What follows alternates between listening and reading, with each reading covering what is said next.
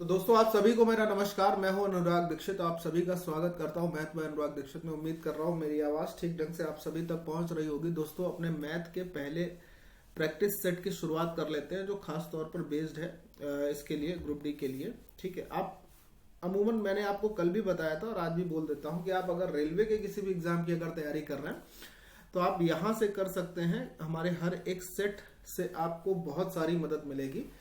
Video के last में ये जरूर बताइएगा कि आज आपने इस प्रैक्टिस सेट के माध्यम में जो क्वेश्चन थे उनसे क्या क्या सीखा है। ठीक है, चलिए शुरुआत कर लेते हैं। पहला क्वेश्चन हमारे पास ये है, एक ठोस लंबवृत्तीय शंकु की त्रिज्या 36 सेंटीमीटर है और इसकी ऊंचाई 105 सेंटीमीटर है। शंकु का संपूर्ण पृष्ठीय क्षेत्रफल क्या होगा। अब देखो मेरे प्यारे भाई, यहाँ पर क्या है ना कि आपको डायग्राम बनाने की जरूरत नहीं। आप सीधे सीधे जानते हो कि शंकु का जो पूर्ण पृष्ठीय क्षेत्रफल होता है वो पाई आर ब्रैकेट में एल प्लस आर होता है। करेक्ट। अब पाई सभी में कॉमन है तो पाई की वैल्यू भी रखने की जरूरत नहीं है। आर का मान 36 हो गया।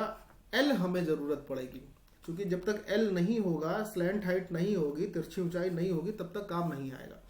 चलिए अब मैं आपको थोड़ा सा डायग्राम इसलिए बना देता हूं ताकि थोड़ी सी समझ आप में यहां पर विकसित हो जाए कि आपको इस सवाल को लेना कैसे। ठीक है, जरा देखिएगा भाई, ये हमारे पास इसकी त्रिज्या हो गई 36 सेंटीमीटर और यहां पर हमारे पास ये इसकी ऊंचाई है 105 सेंटीमीटर। करेक्ट।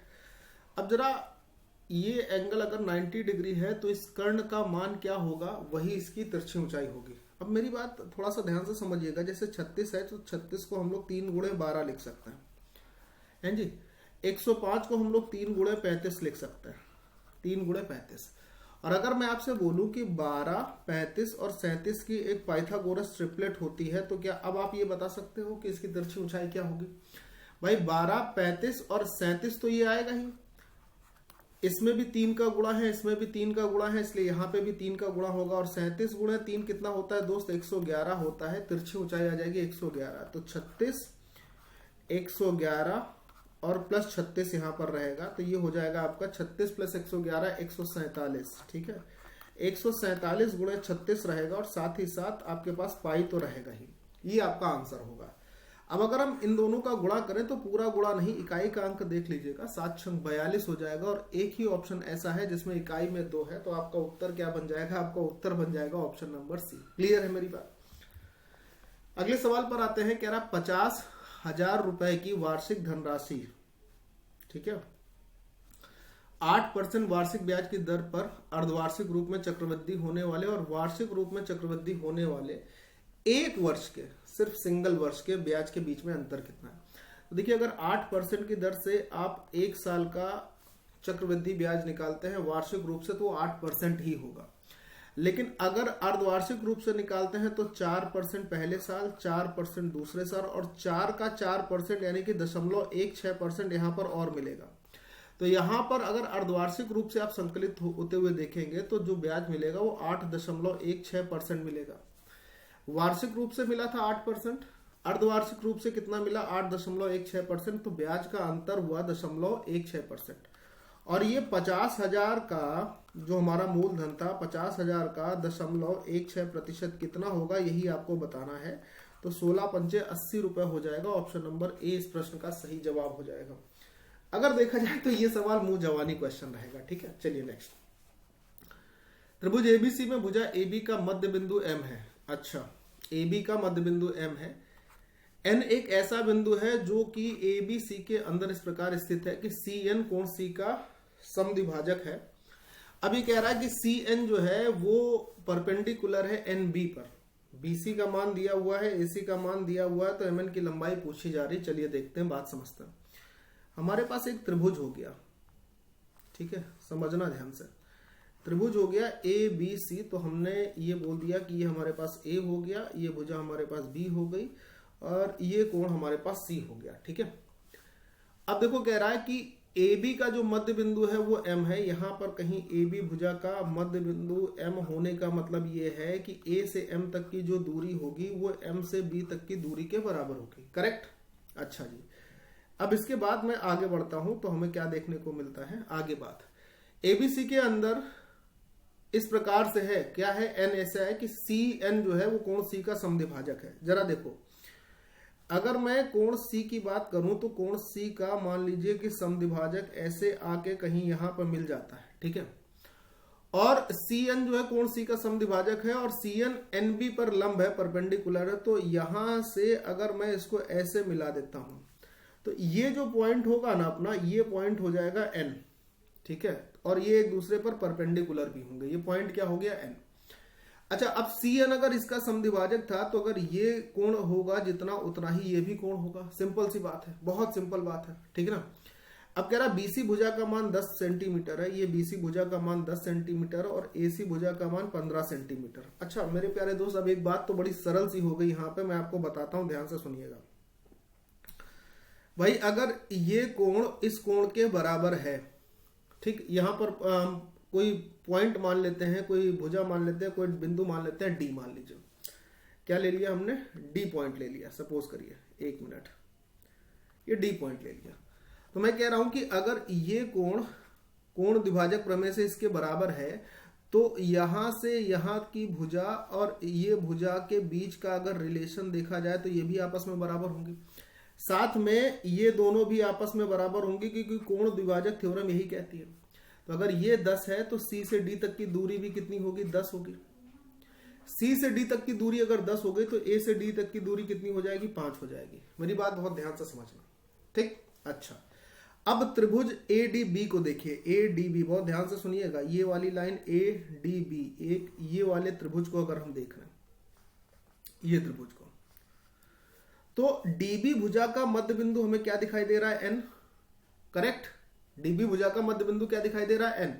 और ए बी भुजा का मध्य बिंदु क्या है, एम। इन दोनों को अगर मिलाएंगे तो इसी के बीच की दूरी पूछ रहा है। मैं क्या कह रहा हूं, मैं ये कह रहा हूं कि अगर हमारे पास मान लीजिए कोई हमारे पास एक त्रिभुज ऐसे हो, ठीक है, जिसमें ये भुजा मान लीजिए 5 है। अगर मैं इस भुजा के मध्य बिंदु को इस भुजा के मध्य बिंदु से मिला देता हूं तो ये जो रेखा बनेगी ये इस 5 का बिल्कुल आधी होगी। ये थ्योरम होती है, याद आई। तो अगर ये 5 है तो यहाँ m से n तक की दूरी क्या होगी, 5 की आधी होगी। और 5 का आधा क्या होता है, 2.5 होता है। इसलिए आंसर क्या बनेगा, 2.5 है। क्लियर है बात, सरल था क्वेश्चन। रूट मतलब 3 tan थीटा बराबर ये √2 √3 sin थीटा दिया है और कहता है कि थीटा की जो वैल्यू है वो 0 से बड़ी है और 90 डिग्री से छोटी है। तो ये जो वैल्यू हमारे पास है हमें इसका मान निकालना है। आइए देखें जरा, समझे। देखो क्या कह रहा हूं मैं, √3 से अगर मैं इसको काटूंगा तो यहाँ √3 हो जाएगा सर। tan थीटा क्या होता है, sin थीटा अपॉन में cos थीटा। sin थीटा से ये sin थीटा खत्म हो जाएगा। यहाँ 2 को इसके नीचे ले आएंगे तो ये हो जाएगा मेरे प्यारे भाई √3/2। और cos थीटा इस तरफ जब आएगा तो सिर्फ cos थीटा ही बचेगा, क्योंकि उधर sin थीटा कट चुका है। तो cos थीटा की वैल्यू क्या हो गई, √3/2। और ये कब होती है, cos थीटा का मान √3/2 कब होगा, जब थीटा की वैल्यू होगी 30 डिग्री। अब थीटा का मान 30 आ गया है, थीटा का मान 30 आ गया है। यहां पर रखेंगे 30 दूनी 60, यहां रखेंगे 30 दूनी 60, यहां रखेंगे 30 दूनी 60, लेकिन यहां पर सिर्फ 30 रखा जाएगा, ठीक। चलिए यहां पर रखते हैं। कोसिक 60 का मान क्या होगा, 2/√3। स्क्वायर करेंगे तो 4/3, ठीक है। कॉट 60 का मान क्या होगा, 1/√3। स्क्वायर करेंगे तो 1/3, ठीक। अपॉन साइन 60 का मान √3, साइन 30 का मान 1/2। स्क्वायर करेंगे तो 1/4 प्लस यहाँ पे tan 60 की वैल्यू क्या होगी, √3। स्क्वायर करेंगे तो 3, ठीक है। ऊपर सॉल्व करेंगे तो 4 1 5/3 हो जाएगा और नीचे करेंगे तो हमारे पास आ जाएगा 13/4। क्या आ जाएगा, 13/4 3 12 13/4। तो ऊपर हो जाएगा अपने पास 20 और नीचे हो जाएगा 39। तो ऊपर 20 आ जाएगा, 5 चौको 20 और नीचे क्या हो जाएगा 13 3 39। क्यों, क्योंकि 5 का गुणा हो जाएगा 4 के साथ और 3 का गुणा हो जाएगा 13 के साथ। तो ये अपना आंसर हो जाएगा ऑप्शन नंबर बी, यानी कि 20/39 सही जवाब। नेक्स्ट आइए देखिए मेरे प्यारे भाई, इस सवाल में हमसे क्या कह रहा है। इस सवाल में हमसे कहता है, ध्यान से सुनिएगा, एक वस्तु निश्चित मूल्य पर बेची जाती है यदि इसे इसके 33 सही 1/3%, यानी अगर इसको हम भाग में बदलेंगे तो 1/3 होगा। तो हानि भी इतने ही % की होती है। वस्तु को उसके विक्रय मूल्य के 80% पर बेचा जाए तो उसका प्रतिशत लाभ क्या होगा। मेरी बात बहुत ध्यान से समझना। देखिए, किसी वस्तु का ओरिजिनल विक्रय मूल्य कुछ रहा होगा, सपोज कर लीजिए, मान लीजिए 300 रहा। 300 ही क्यों माना? 300 इसलिए माना क्योंकि 33 से 1/3% को हम 1/3 लिखेंगे तो 3 से कटने वाली कोई भी संख्या आप ओरिजिनल सेलिंग प्राइस को मान सकते हो, रख सकते हो, ठीक है। तो हमने ये 3 मान लिया। अब जिस पर ये बेची जा रही है, तो बेची जा रही है कितने पर? 1/3 पर। 1/3 पर बेची जा रही है। 300 का 1/3 क्या होगा? 100 होगा। आगे समझना जरा। तो इसे हानि कितनी होती है? 33 से 1/3% की, मतलब इसका मान भी हमारे पास 1/3 ही रहेगा। ये कहना चाह 1/3 ही रहेगा। इसका मतलब ये कहना चाह रहा है कि अगर किसी वस्तु का क्रय मूल्य 3 के रेशियो में है, किसके रेशियो में? 3 के, तो उस पर 1 की हानि हो रही है, यानी उसको हम कितने की बेचेंगे? 2 के रेशियो की बेचेंगे। और मेरे प्यारे दोस्त, अगर 2 का मान हमारे पास 100 है तो 1 का मान 50 रहा होगा और 3 का मान कितना आ जाएगा? 150। अब हमें एक बात पता चल गई क्या? कि जिस वस्तु का विक्रय मूल्य 300 निर्धारित है उसका सीपी कितना है? उसका सीपी है 150 रुपए। अब वस्तु को 300 के 80% पर बेचेंगे तो 300 का 80% होता है 240, यानी ये हमारे पास क्या आ गया? ये हमारे पास उस वस्तु का ओरिजिनल सेलिंग प्राइस आ गया। अब बात को समझो, अगर कोई चीज आप 150 की खरीदते हो और उसे 240 की बेच देते हो, तो रेशियो अगर लोगे तो ये रेशियो क्या आ जाएगा? 3×5 = 15 और 3×8 = 24। 5 से 8 का, 5 से 8 का होने का मतलब 3 का प्रॉफिट हुआ किस पर? 5 पर। और 3/5 का मतलब प्रॉफिट कितने % होगा? तो आप बोलोगे प्रॉफिट जो होगा सर वो तो 60% होगा। ऑप्शन नंबर ए सही जवाब हो जाएगा। तो ये इसका आंसर हो जाएगा। नेक्स्ट आ जाए। ओ एक बिंदु है जो कि त्रिभुज एबीसी के अंदर इस प्रकार स्थित है कि ओ ए का मान 12 है, ओसी का मान 9 है, ए ओ बी बराबर कह रहा है बी ओ सी के, और ये बराबर है सी ओ ए के, और त्रिभुज एबीसी 60 डिग्री भी दिया हुआ है।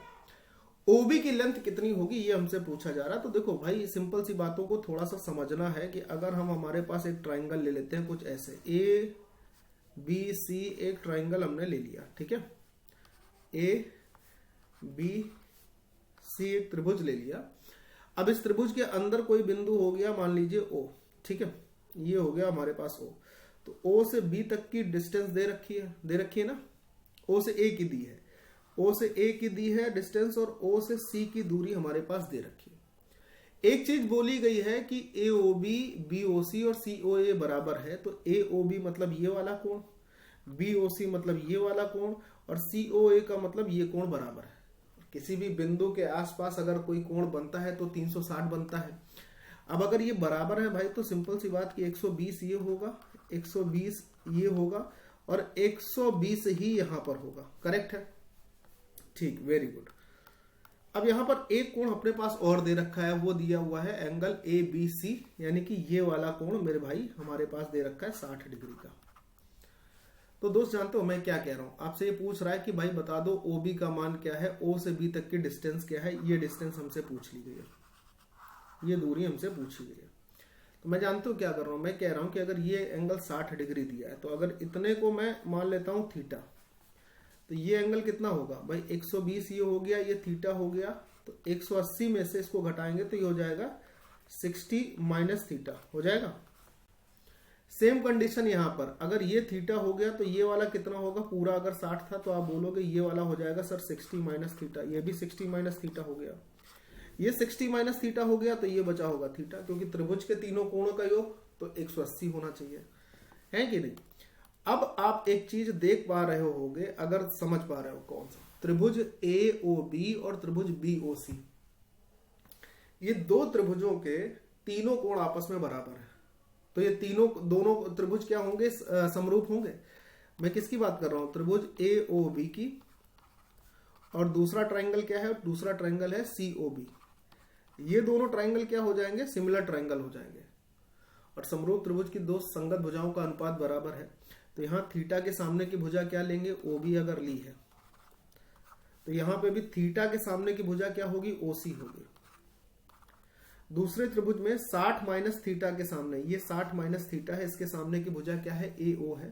तो यहां पर अगर हम ए ओ लेंगे तो इसमें भी हम 60 माइनस थीटा के सामने की भुजा जो होगी ना ओ बी, वो लेंगे, ओ बी। तो यहाँ पे क्या आ जाएगा, यहाँ पे आ जाएगा ओ बी स्क्वायर बराबर में ए ओ इंटू ओ सी आ जाएगा।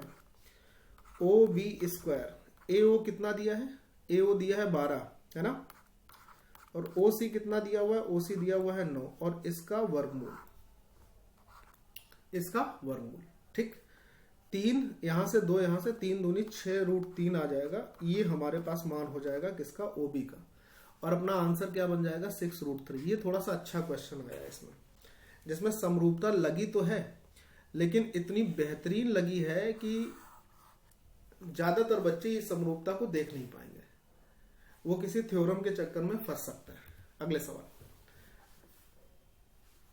कहता है यहां पर इस क्वेश्चन में कि जब किसी वस्तु के मूल्य में 20% की कमी की गई तो उसकी बिक्री में X% वृद्धि हुई। यदि राजस्व में 25% की वृद्धि हुई, टोटल में जो टोटल उनसे कमाई होती है उस कमाई में अगर 25% की वृद्धि होती है तो X का मान क्या होगा, यानी कि ये जो उसकी बिक्री में वृद्धि हुई है वो कितनी होगी। ये आपसे सवाल पूछा गया। अब मेरे भाई तुम मेरी बात को ध्यान से समझो। मैं ये कह रहा हूं कि अगर मूल्य में 20% कमी हुआ, बहुत ध्यान से बात को समझना, बहुत ध्यान से, x की जो वैल्यू पूछी गई है वो आपको समझनी है। तो 20% कमी होने का मतलब 5 से रेशियो कितना हो गया, 4 हो गया, तभी तो हम ये कहेंगे कि 20% कम हो रहा। 20% कमी हो रही किसमें, प्राइस में, है ना। 20% कमी हो रही किसमें, प्राइस में कमी हो रही। एक मिनट, 20% की कमी हो रही प्राइस में। ठीक, अब अगर इसको पूरा करना भाई, कमी अगर प्राइस में 20% की हुई है तो जो उसकी सेल होगी वो 4 से 5 हो जाएगी। 4 से 5 होने का मतलब सेल में 25% की वृद्धि होनी चाहिए।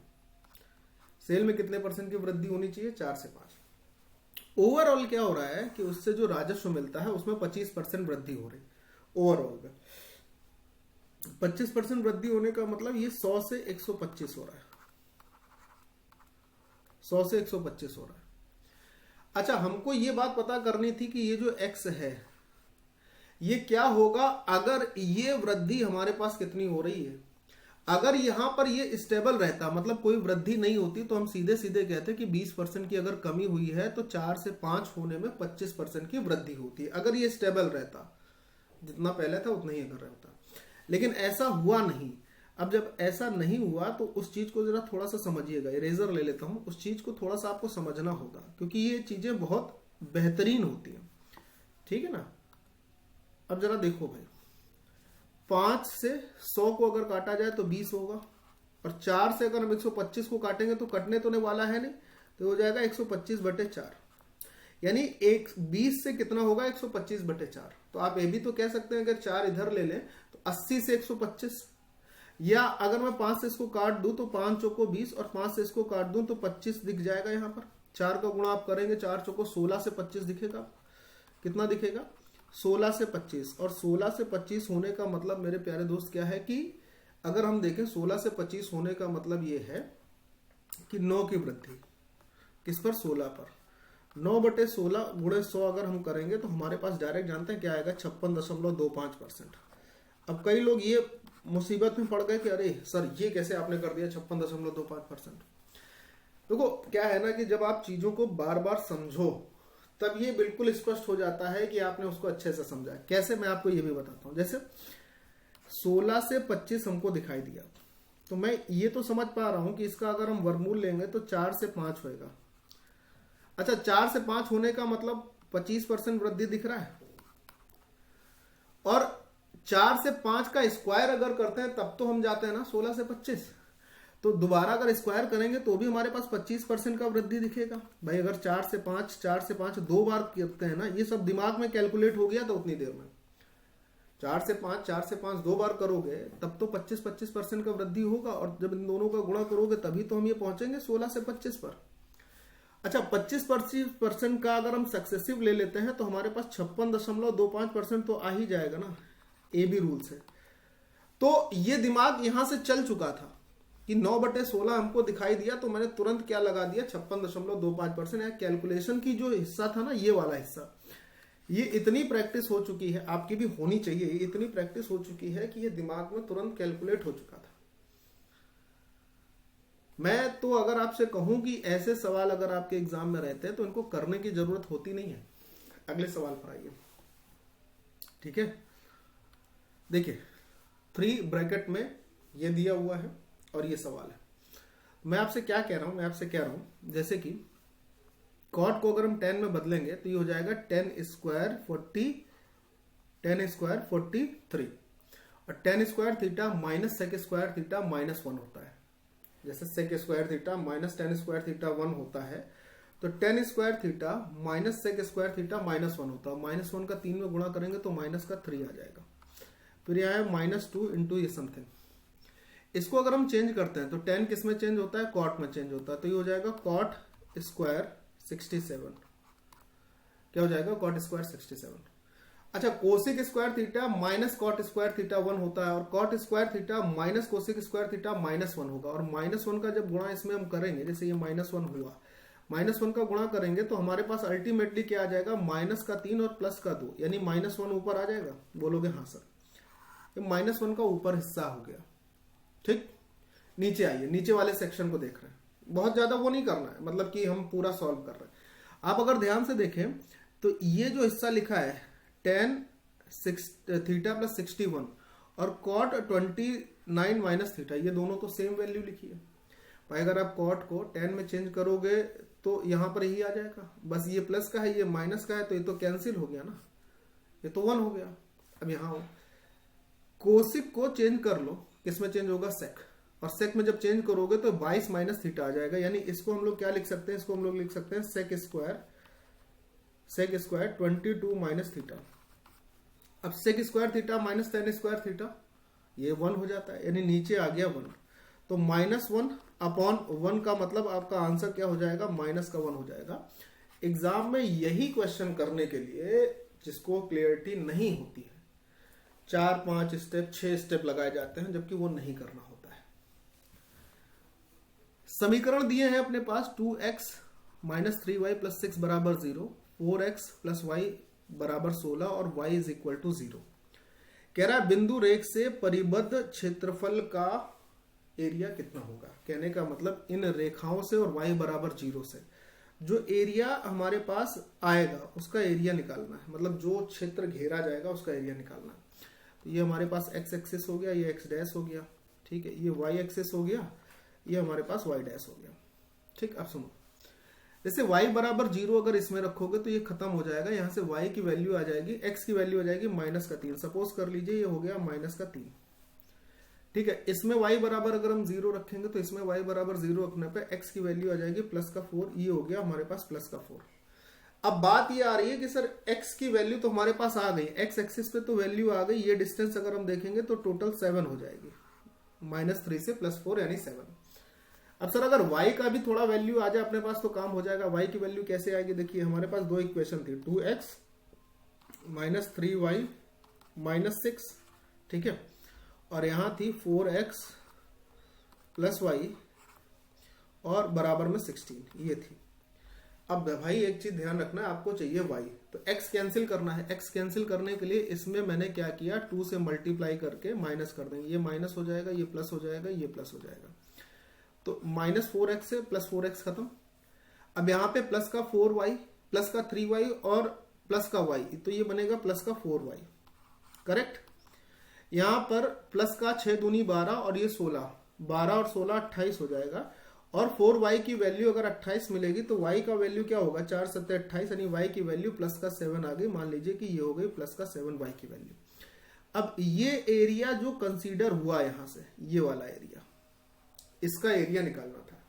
तो भाई ये तो राइट एंगल ट्राइंगल बन गया, और राइट एंगल ट्राइंगल का एरिया क्या बनता है, 1/2 बेस इंटू हाइट। बेस कितना है 7, हाइट कितनी है 7,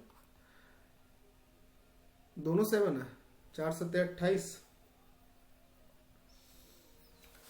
1 मिनट रुकना, 16, 6 दूनी 12 और 16 28 और 4y, ठीक है, 16 और 12 28, 28 ये दोनों आया 4y,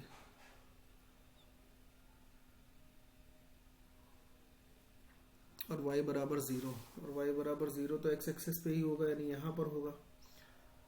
ठीक है, तो ये तो 0 ही रहेगा। ये सही हुआ है, इसको चेक कर लेते हैं एक बार। 2 से मल्टीप्लाई 4, माइनस से इससे खत्म, ये 3 दूनी 6 हो जाएगा। ठीक है, 3 दूनी 6 और एक 7 हो जाएगा। ये 7 होगा तो y की वैल्यू 4 आ जाएगी। y की वैल्यू आ गई 4। ठीक है, तो यहाँ पर आएगा 4। तो 7 चौको 28, 28/2 का मतलब कितना हो जाएगा? 14 हो जाएगा। ये आपका आंसर हो जाएगा कि इनसे एरिया जो बाउंडेड होगा उसका एरिया कितना आ जाएगा, उसका क्षेत्रफल आ जाएगा अपने पास 14। ठीक है, एक लंबवृत्तीय शंकु की तिर्यक ऊंचाई 29 और 20 के अनुपात में है, तिर्यक ऊंचाई और त्रिज्या। यदि इसका आयतन हमारे पास ये दे रखा है तो इसकी त्रिज्या क्या होगी? अब मेरी बात को समझना, जैसे रेडियस पूछी गई है और यहाँ पर रेडियस के लिए रेशियो क्या दिया हुआ है? रेडियस के लिए रेशियो दिया हुआ है 20। तो मैं ये कह रहा हूं कि 20 का मतलब होता है 2 × 10, यानी जो भी रेडियस रही होगी वो 2 से तो मल्टीप्लाई होगी, साथ साथ 10 से भी होगी। और कोई नंबर अगर 10 से मल्टीप्लाई होता है तो दैट्स मीन कि उसकी यूनिट डिजिट 0 होना पक्का है। और इन ऑप्शन में अगर हम देखते हैं तो एक ही ऑप्शन ऐसा है जिसका यूनिट डिजिट अपने पास 0 आ रहा है, और वो कौन सा है? Option number B. बाकी आप अगर करना चाहते हो तो पूरा कर लीजिए, उसकी जरूरत है नहीं वैसे, लेकिन अगर समझ के करेंगे तो इतनी देर में हो जाएगा। 7 वस्तुओं का विक्रय मूल्य 8 वस्तुओं के क्रय मूल्य के बराबर है। यूनिट चेंज करनी होती है, यानी कि जहां 8 था वहां 7 लेके चलेंगे और जहां 7 था वहां 8 लेके चलेंगे। तो खरीदी अगर कोई वस्तु 7 की है और अगर उसको हम बेच रहे हैं 8 की, तो हमारा प्रॉफिट परसेंट कितना जा रहा है? प्रॉफिट जा रहा है 1 इस पर 7 पर। और 1/7 का मतलब 14 होल 2/7 होता है, 14 दशमलव कुछ होगा। और एक ही ऑप्शन ऐसा है जो 14 दशमलव कुछ के पास जा रहा है, वो कितना है? वो है 14.3%। दैट्स इट, खत्म हो गया सवाल। जानते हो ना ये ऐसा क्वेश्चन करना। अच्छा, किसी को ये लग रहा है कि हमें ऐसा क्वेश्चन करना नहीं आता है भाई, तो मेरे को कमेंट बॉक्स में बता जरूर देना। मैं तो ये मान के चल रहा हूं कि ऐसे क्वेश्चन आपको आते रहे होंगे। ठीक है ना, चलिए 12वां क्वेश्चन। ये क्वेश्चन ऐसा रहेगा जो कि बार है, बार वाला है, और ये मैं आपको होमवर्क से इसलिए देने वाला हूं कि अभी कुछ दिन पहले मैंने बार वाले सारे के सारे क्वेश्चन को कैसे करना होता है इसका एक शॉर्ट वीडियो अपलोड किया था, लगभग 25 मिनट से थोड़ा सा कम था। तो जिन बच्चों ने उसको देखा होगा वो तो इस सवाल को सेकंड्स में निपटाएंगे। अच्छा, जिसने नहीं देखा है तो सबसे पहले उनसे ये कहना है कि वो देख ले। उसके बाद ये क्वेश्चन आप लोग खुद से आंसर करिएगा मुझे होमवर्क में। देखो पेपर निकट आ रहा है, नजदीक आ रहा है, सीरियसली थोड़ा पढ़ना और आंसर भी करते हुए चलना। ठीक है, चलिए देखिए क्वेश्चन नंबर 13 पे। एक परीक्षा में प्रति प्रश्न पत्र का मतलब होता है हर एक क्वेश्चन पेपर में किसी छात्र के औसत अंक 71 थे। यदि वह विज्ञान में 35 और अंक, इतिहास में 11 और अंक और कंप्यूटर साइंस में, कंप्यूटर विज्ञान में 4 और अंक प्राप्त करता, तो उसके प्रति प्रश्न पत्र के औसत अंक 76 हो जाते। कह रहा परीक्षा में कितने प्रश्न पत्र थे? बहुत ध्यान से सुनना।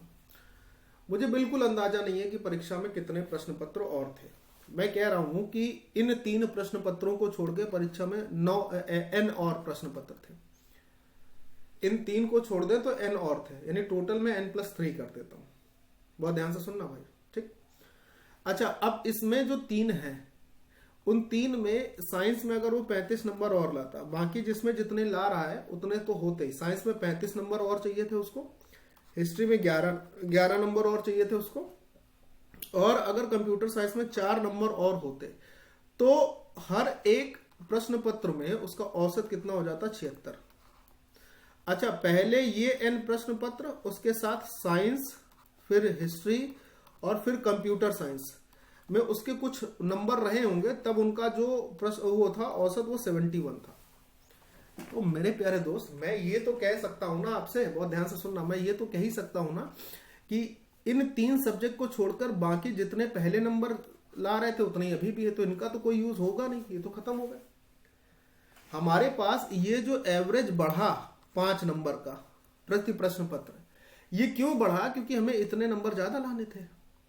तो 35 + 11 46, 46 + 4 50 नंबर ज्यादा लाने हैं। इनके कारण प्रति प्रश्न पत्र में औसत हमारा 5 से बढ़ रहा है। तो 5 से अगर डिवाइड कर देंगे तो हमें नहीं पता चल जाएगा कि टोटल हमारे पास कितने क्वेश्चन पेपर थे, कितने प्रश्न पत्र थे।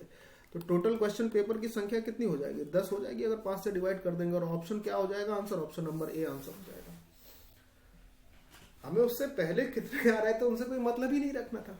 ठीक है, आइए समझ पाए ना।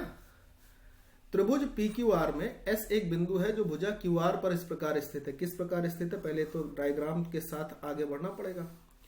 मान लीजिए हमारे पास एक ये त्रिभुज हो गया, इसका नाम क्या है, पी क्यू आर। पी हो गया, क्यू हो गया, और यहां पर हमारे पास हो गया आर। कह रहा है एस एक बिंदु है जो कि भुजा क्यू आर पर इस प्रकार स्थित है। तो चलो भाई क्यू आर पर एस एक बिंदु ले लेते हैं, इस प्रकार स्थित है कि कोण क्यूपीएस जो है, कोण क्यूपीएस, इससे इसको मिलाना पड़ेगा। कोण क्यूपीएस जो हो गया मतलब ये वाला जो एंगल हो गया, ये वाला, ये कोण क्यूपीएस जो है पीएसआर का आधा है। पीएसआर का आधा है यानी इसका आधा। तो चलो अगर मैं इसको मान लेता हूं 2 थीटा है, तो ये इसका आधा होने के कारण थीटा हो जाएगा। करेक्ट, आगे बढ़ो। QPR 78 है। QPR यानी ये जो हमारे पास पूरा एंगल है, ये हमारे पास पूरा एंगल है 78 डिग्री का। और PRS हमारे पास कितना है 44 डिग्री, ये हमारे पास हो गया 44 डिग्री का। PRS 44 degree. तो अच्छा 78 प्लस 44 अगर जोड़ेंगे 8 4 12 के 2 हाथ से लगेगा, 1 7 4 11 और 1 12 यानी 122 हो जाएगा। तो ये जो बचा होगा ये कितना होगा, 122 8 130 50 80 यानी कि ये हो गया 58 डिग्री। भैया तुमको मेरी बात अच्छे से सुननी होगी, है ना। आप अच्छा ये बात तो समझते हो ना कि अगर हम किसी ट्राइंगल की बात करते हैं, वेट, अगर हम किसी ट्राइंगल की बात करते हैं तो किसी त्रिभुज का ये जो बाह्य कोण होगा, मान लीजिए ये सम्मुख अंतः कोणों के योग के बराबर होता है। तो अगर ये थीटा है, ये 2 थीटा है, तो इसका मतलब ये थीटा हो और ये थीटा हो तभी तो ये 2 थीटा बनेगा। तो थीटा का मान तो अपने पास 58 आ गया क्योंकि ये एंगल 58 था। अब हमसे पूछा है पी एस क्यू, तो पी एस क्यू ये वाला एंगल पूछ रहा था, ये 2 थीटा है। तो अगर थीटा का मान 58 है, पी एस क्यू क्यू, अच्छा ये वाला पूछा है, ये पूछा पी एस क्यू। तो मैं ये कह रहा हूं कि अगर थीटा का मान 58 है तो 2 थीटा का मान 116 हो जाएगा। और 180 में अगर हम 116 घटाएंगे तो ये वाला जो पी एस क्यू एंगल पूछा गया है 180 माइनस 116 का मतलब 64 डिग्री आ जाएगा। क्लियर आंसर हो जाएगा। ठीक है, नेक्स्ट ये क्वेश्चन देखिए, ये आपका एक बॉडमास का क्वेश्चन है। मुझे लगता है कि ये आपको करना चाहिए क्योंकि इसमें सिंपल गुणा भाग है। सिंपल गुणा भाग करने के बाद ट्विस्ट सिर्फ इतना है कि आखिरी में जो k का मान आएगा आपको सॉल्व करने के बाद, अगर आप करते हैं घर पर तो, नहीं करते हैं तो कोई बात ही नहीं, फिर तो हम बता ही देंगे। जो k का मान आएगा वो k का मान इन ऑप्शन दिए हुए ऑप्शन में से किसके बीच में होगा, you should answer this. Next इसकी वैल्यू पूछ रहा है, कह रहा है 2x माइनस वाई बराबर 2 है, एक्स वाई का मान 3/2 है। तो इसका मान पूछ रहा है। देखो भाई क्या है ना कि अगर मैं इसको लेकर चलता हूं और 2 से डिवाइड कर देता हूं, इस व्यंजक को अगर मैं 2 से डिवाइड कर देता हूं तो यहां से क्या आ जाएगा x माइनस वाई बाई 2, और 2 से डिवाइड करने पे इधर 1 आ जाएगा। तो x माइनस वाई बाई 2 बराबर 1 आ गया। ठीक है, दूसरी बात यह है कि इसी का होल क्यूब करने पर हमारे पास ये वैल्यू मिलेगी। सिंपल सी बात है। तो अगर इसका हम होल क्यूब करेंगे तो अपने पास 1 आ जाएगा, और इधर होल क्यूब का फॉर्मूला क्या होगा, x cube minus y cube का मतलब वाई क्यूब बटे 2 का क्यूब यानी 8 माइनस में आएगा 3ab, ab का मतलब x y upon 2। X y की वैल्यू क्या दी है, एक्स वाई अपॉन 2 आ जाएगा। ठीक, और ब्रैकेट एक्स वाई अपॉन 2 आएगा, और ब्रैकेट में आ जाएगा x माइनस वाई बाई 2 का मान 1 है, ये आएगा। अच्छा एक्स वाई की वैल्यू क्या है मेरे प्यारे दोस्त, एक्स वाई की वैल्यू है 3/2। तो 3/2 यहां रखोगे तो हो जाएगा 3/4, और 3 का गुणा करोगे तो 9/4। ये 9/4 इधर आके ऐड हो जाएगा, तो हमारे पास फाइनली सब कुछ आ जाएगा, यानी 1 प्लस 9/4। समझ पाए हो ना, ये हो जाएगा अपने पास 13/4। यही क्वेश्चन का आंसर बनेगा। मतलब आप ये तो जानते हो ना कि भाई सिंपल सी बात कि अगर मैं आपसे ये कहूं कि x माइनस वाई का होल क्यूब क्या होता है, ये हमसे अगर ये निकालना हो कि तो होगा क्या, x माइनस वाई का होल क्यूब होगा प्लस में 3x वाई और ब्रैकेट में x प्लस वाई होता है, ये फॉर्मूला बनता है ना। ये किसका फॉर्मूला होता है, ये x माइनस वाई, यहाँ पर ये फॉर्मूला किसका होता है, ये फॉर्मूला होता है x cube minus y cube का, है ना, यही फॉर्मूला होता है। इसी फॉर्मूले का इस्तेमाल इसे किया गया। समझ तो पाए हो ना? कमेंट में बताना जरूर भाई। अगला सवाल, ए की आय बी की आय का 2/3 है, तो इसका मतलब हो गया ए की इनकम बी की इनकम का 2/3 है, तो बी की इनकम 3 के रेशियो में होगी, जबकि ए की इनकम 2 के रेशियो में होगी। पहला लाइन। दूसरी बात, ए का व्यय बी के व्यय का 3/4 है, ये इनकम की बात हो रही है। और यहां पर हम बात करेंगे एक्सपेंडिचर की। तो ए का व्यय बी के व्यय का 3/4 है, तो इसका मतलब बी का अगर एक्सपेंडिचर 4 है तो ए का एक्सपेंडिचर कितना होगा? 3 होगा। करेक्ट? हाँ सर। अब देखो, यदि बी की आय का 1/3 बी की इनकम का 1/3 ए के व्यय के बराबर हो, अब बी की इनकम यहां 3 है, इसका 1/3 निकालेंगे तो 1 आएगा, और वो ए के व्यय के बराबर नहीं होगा, तो इसका मतलब हमें बी की इनकम का तिहाई करना होगा। और जैसे हम तिहाई करेंगे, मतलब इसमें 3 का गुणा करेंगे, 3 का गुणा करने से भी रेशियो में परिवर्तन तो नहीं आएगा ना। लेकिन अब बी की इनकम 9 होगी और ए की इनकम 6 होगी, और 9 का अगर आप 1/3 करेंगे तो ये 3 ही आ जाएगा। तो हमारे पास ये कंफर्म हो गया कि अब बी की इनकम क्या रहेगी? 9 रहेगी। ए की इनकम क्या रहेगी? 6 रहेगी। और खर्च ये दिए हुए हैं, तो कह रहा है इनकी बचत का रेशियो क्या होगा? तो मेरे प्यारे भाई, सेविंग जो होती है वो कब होती है? सेविंग होती है इनकम में से जब हम अपने एक्सपेंडिचर को माइनस कर लेते हैं तब। ए की इनकम 6 में से 3 माइनस करेंगे 3। बी की इनकम 3 तीजा 9 में से 4 खर्च माइनस कर देंगे तो बचत होगी 5। यानी जो सेविंग होगी उस सेविंग का रेशियो क्या आ जाएगा? 3 और 5, यानी option number B is right answer. सवाल नंबर नेक्स्ट। जी एक ऐसे त्रिभुज एबीसी का केंद्रक है जिसकी भुजाएं 35, 12 और 37 है। अब 35, 12, 37 देखते ही समझ में आना चाहिए कि ट्रिपलेट हो रही, नहीं तो वहां एग्जाम में काम नहीं बन पाएगा। एग्जाम में आप अगर इसको सॉल्व करने बैठोगे ना तो नहीं होगा, ये ट्रिपलेट वगैरह थोड़ी याद रखनी पड़ेगी, ठीक है ना। तो ये हो गया 35, 12 और 37, ये ट्रिपलेट बनी। ट्रिपलेट बनने का मतलब समकोण त्रिभुज खट्ट से बन गया। तो ए बी हमारे पास 35 थी, बीसी हमारे पास 12 थी और एसी हमारे पास 37 थे। कह रहा है कि बीजी जी इनका केंद्रक है। मान लो यहां पर इसके एक पॉइंट है, तो अगर हम इसको ऐसे मिला देंगे तो ये हमारा इसकी मीडियन होगी, यानी माध्यिका होगी। और उस माध्यिका में ये जो बीजी भाग है इसका हमें लेंथ निकालनी है। पूरी माध्यिका किस रेशियो में डिवाइड होती है ये बात आपको मालूम होनी चाहिए। किसी भी ट्राइंगल की पूरी माध्यिका जो होती है वो हमेशा 3 के रेशियो में डिवाइड होती है, और उसमें जो इंटरनल रेडियस होती है, अंतः त्रिज्या होती है, ये वाला हिस्सा, ये हमारा क्या होता है? ये हमारा होता है 1 के रेशियो में। तो यहां पर जो बीजी की वैल्यू आएगी, मेरी बात बहुत ध्यान से सुनना, बीजी की वैल्यू जो आएगी, ये मान लो ये पॉइंट डी है, वो पूरी बीडी भुजा का कितना होगी? बीडी भुजा का 1/3 होगी, यानी 1/3 होगी।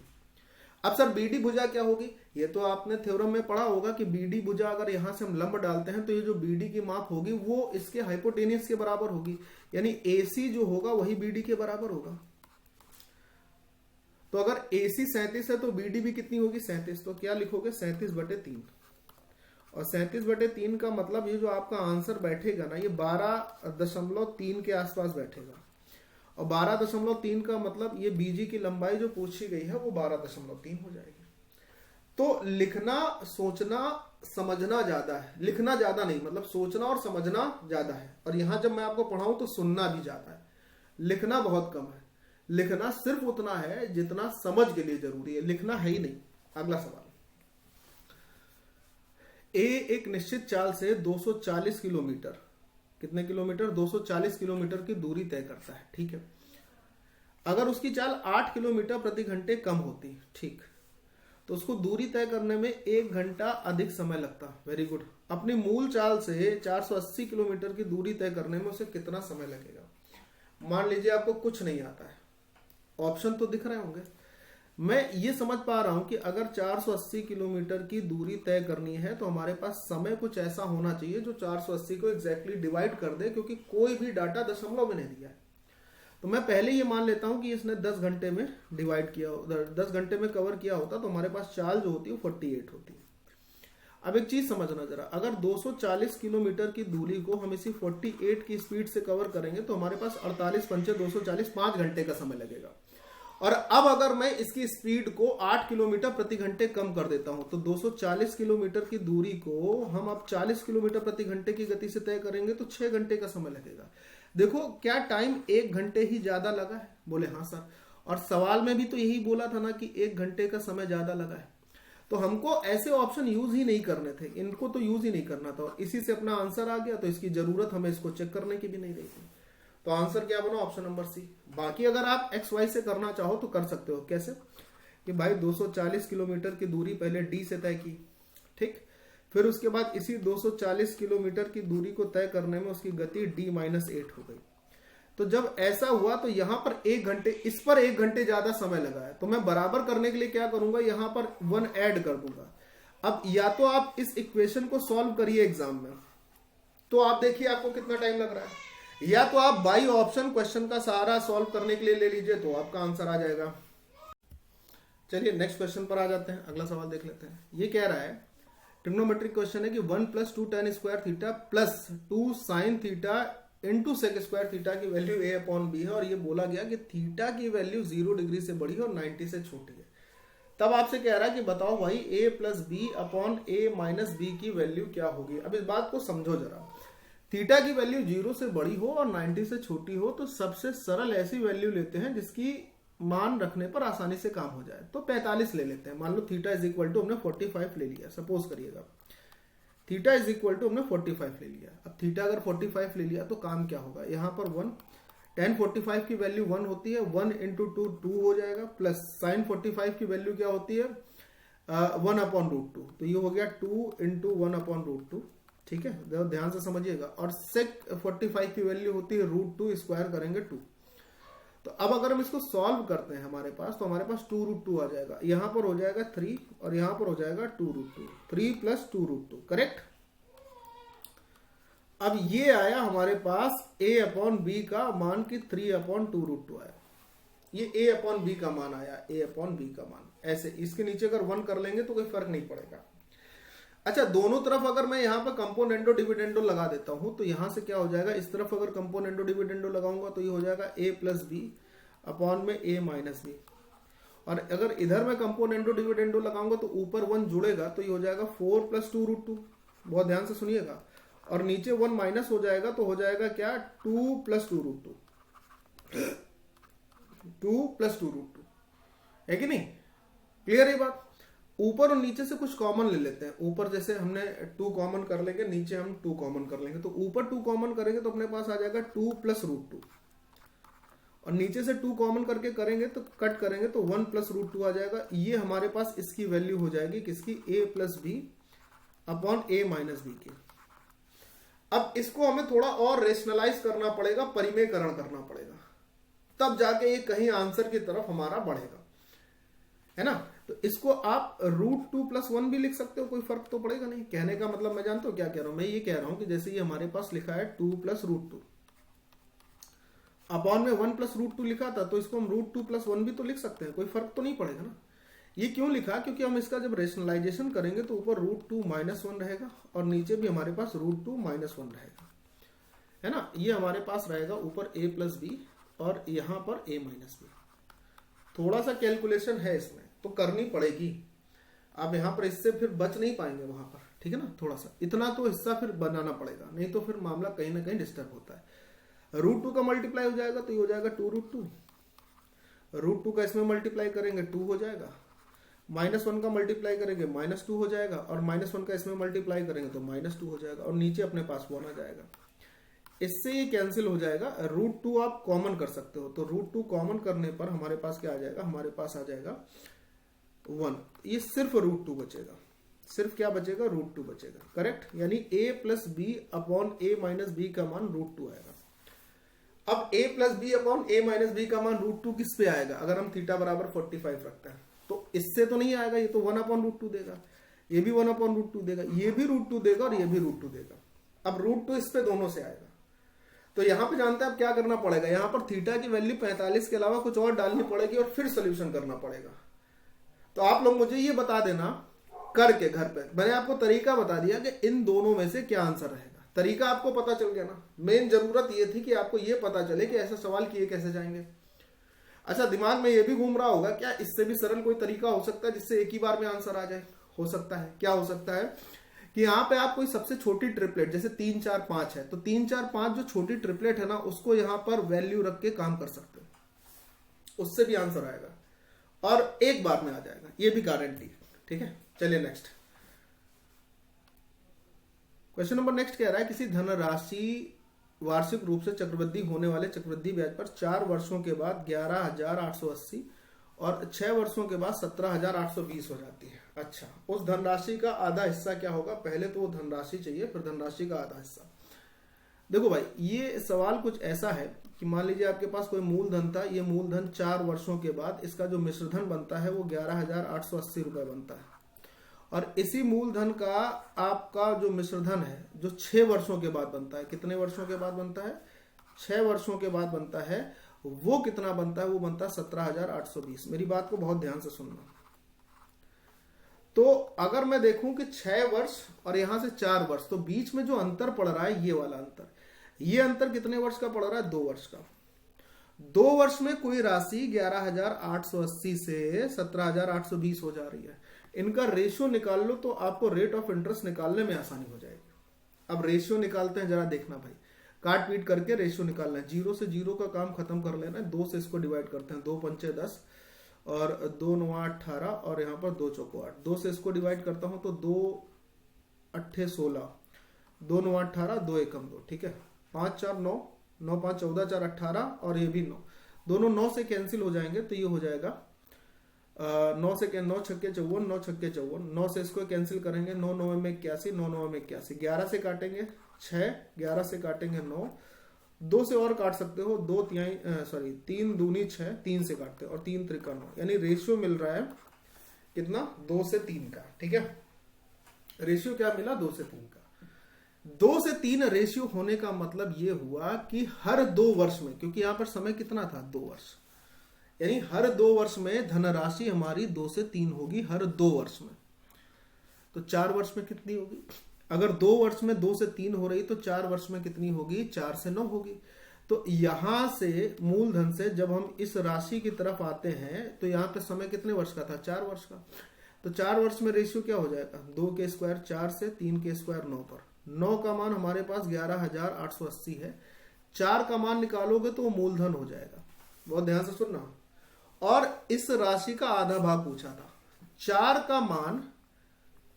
का मान मूलधन के बराबर हो रहा है, उस मूलधन का आधा चाहिए, यानी 2 का मान चाहिए। 9 का निकाल लो तो 1 का कितना आ जाएगा? 9 एकम 9, 2 बचेगा, 9 तीजा 27, 9 दूनी 18, 1 का मान होगा 1320, तो 2 यूनिट का मान चाहिए, तो 2640 आपका आंसर हो जाएगा। यानी उस धनराशि का जो आधा हिस्सा होगा वो 2640 होगा। Option number C is right answer. क्या कहते हो? ये सवाल कैसा लगा? अच्छा है। एक गोलाकार गुब्बारे में हवा भरकर उसकी त्रिज्या को 3.5 सेंटीमीटर से 4.9 सेंटीमीटर तक बढ़ाया जाता है। मूल गुब्बारे के आयतन में होने वाली वृद्धि क्या होगी? गुब्बारे का आयतन क्या होता है? 4/3 पाई आर क्यूब। ये लिखने की जरूरत नहीं है वहां पे। इसमें समझना क्या है कि 4/3 और पाई कांस्टेंट वैल्यू होती है, इसका यूज नहीं होगा। हमें सिर्फ यूज किसका करना है? यहाँ पर यूज जो होगा वो सिर्फ आर क्यूब का होगा। और आर क्यूब देखिए, रेडियस 3.5 से 4.9 हो रही, दशमलव से दशमलव को हटाएंगे, यानी कि अगर मैं 5 से डिवाइड करता हूं तो 7 से डिवाइड करता हूं तो ये क्या हो जाएगा? 5 से 7 हो जाएगी। कितनी हो रही? 5 से 7। ये एक बार रेडियस की वैल्यू है, और यहां क्यूब है तो 5 का क्यूब मेरे प्यारे दोस्त क्या होगा? 125, और 7 का क्यूब क्या होगा? 343। यानी आर क्यूब हमारे पास क्या आ जाएगा? आर क्यूब हमारे पास 125 से 343 आएगा। 125 से 343 होने का मतलब बढ़ा कितना? 13 में से 5 8 हो जाएगा। यहाँ पे बचेगा 3, 3 में से 2 माइनस हो जाएगा तो 1 हो जाएगा, और यहाँ पर बचेगा 3 में से 2 माइनस हुआ तो 1 हो गया, और यहाँ 3 में 218 बढ़ा। अब 218 बढ़ा किस पे है? 125 पे बढ़ा है, तो निश्चित तौर पे ये 100% से ज्यादा बढ़ा है। भाई 125 दूनी 250 होता है ना, तो 2 गुने से थोड़ा सा कम रहेगा। ये तो 100% से भी कम है, तो ये दोनों ऑप्शन तो गए काम से। अब आंसर इन्हीं दोनों में से कोई होगा। ये बहुत क्लोज है, तो यहां पर आपको सोल्यूशन बनाना चाहिए, मेरा जो मानना है, क्योंकि बहुत ज्यादा क्लोज है ये। 100 का गुणा 25 से 4 बार, 25 से 5 बार, 5 से गुणा इस पे, 5 चौको 20, 5 तेई 15, 5 छक्का 30, 43.6 गुणा 4 तो 174.4 आपका आंसर है। समझ पा रहे हैं आप? बहुत सही क्वेश्चन था। सवाल नंबर 23,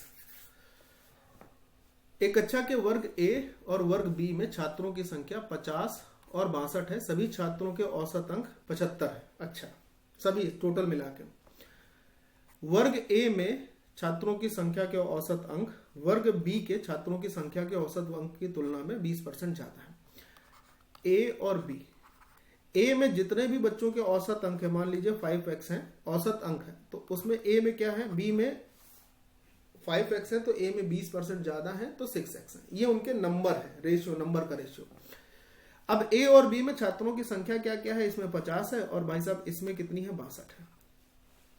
ये छात्रों की संख्या है और इन सभी का जो औसत दे रखा है ना, टोटल औसत, वो आपके पास दे रखा है। इन सभी का टोटल औसत दे रखा है 75। आपसे कह रहा बताओ वर्ग ए में छात्रों की संख्या कितनी है, वर्ग ए में छात्रों के औसत अंक कितने हैं। ये जो 6x है ना, इसका मान आपको दशमलव के 2 अंकों तक चाहिए, दशमलव के 2 अंक। तो अगर मैं इसको सॉल्व करता हूं, जैसे मैं जो बच्चे सॉल्व करें उसको देखो, क्या है कि 6 पंचे 300x ये हो जाएगा, ध्यान से सुनना। और 62 गुणे 5 अगर हम यहां देखेंगे तो 6 पंचे 30, 3 दूनी और 5 दूनी 310x ये हो जाएगा। और ये कितना आ जाएगा, 75 औसत अंक थे। टोटल छात्र कितने, 6 5 11, 112 छात्र।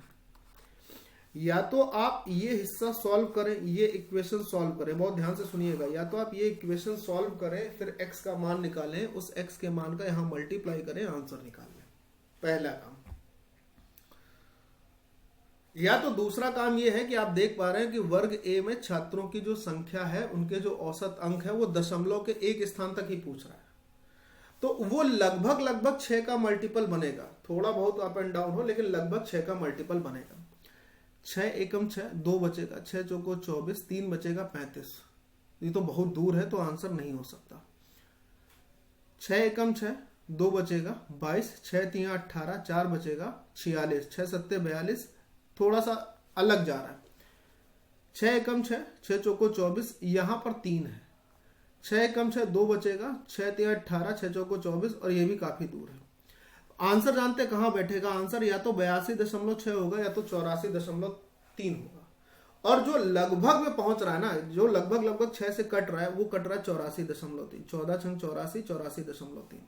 तो मेरा मानना यह है कि अगर दशमलव के 1 स्थान तक अगर हम जाने की कोशिश करते हैं तो लगभग वो 6 से कटेगा। ये मैं श्योर नहीं कह रहा हूं, लेकिन ये मैं कह रहा हूं कि लगभग वो 6 से कटने वाली संख्या ऑप्शन सी है, क्योंकि पेपर में ये कैलकुलेशन तो मुझे लगता है फिर करनी नहीं चाहिए, क्योंकि टाइम लेगी। या आपको बहुत अच्छे से आती है कैलकुलेशन, आप उसमें महारथी हैं, तो ठीक है, फिर जैसी इच्छा आपकी। मैं मतलब बात एक दोनों चीजें आपको बता रहा हूं, क्या आपको निर्णय लेना चाहिए। किसी संख्या के 40% और उसी संख्या के 30% का जो योग है 70, संख्या कौन सी है, संख्या 100 है। 40% 40, 30% 30, दोनों का योग 100 70। इससे ज्यादा ही सरल हो गया। नेक्स्ट, ये क्वेश्चन आपके लिए होमवर्क क्वेश्चन है आज आपका, और ये आपके टोटल 25 क्वेश्चन का यहां कंप्लीशन हो रहा है, टोटल 25 क्वेश्चन।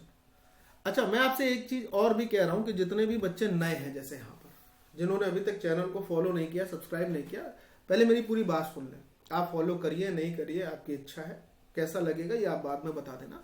मैं आपसे ये कह रहा हूं कि जैसे मैथ जब आप लगाते हो, चाहे ये प्रैक्टिस सेट लगाओ या यूट्यूब पे कोई भी टीचर अध्यापक गण पढ़ा रहे हैं उनका लगाओ, और अगर आपको कोई प्रश्न नहीं आया होता है, आपको ये लगता है कि ये नहीं आ रहा है, तो आप हमारे Telegram channel math by Anurag Dikshit, link description में रहेगा, उस पर आप क्या कर दें, उसको भेज दें। दूसरा काम ये रहेगा कि अगर आप मुझे इस नंबर पर वो डाउट भेजेंगे तो भी आपकी समस्या का निदान हो जाएगा, ठीक है, वो भी आपकी समस्या का निदान होगा। इस नंबर पे कॉलिंग की सुविधा नहीं है, इस पर आप सिर्फ व्हाट्सएप ही कर सकते हैं, ठीक है दोस्त। अब आज की क्लास कैसी लगी ये जरूर बताइएगा। आपसे मिलते हैं नेक्स्ट क्लास में। साथ ही साथ चैप्टर वाइज भी चीजें आपको मैं देने का प्रयास करता रहूंगा जल्दी से जल्दी। ठीक है, चलिए बाय बाय, जय हिंद एंड टेक केयर दोस्तों।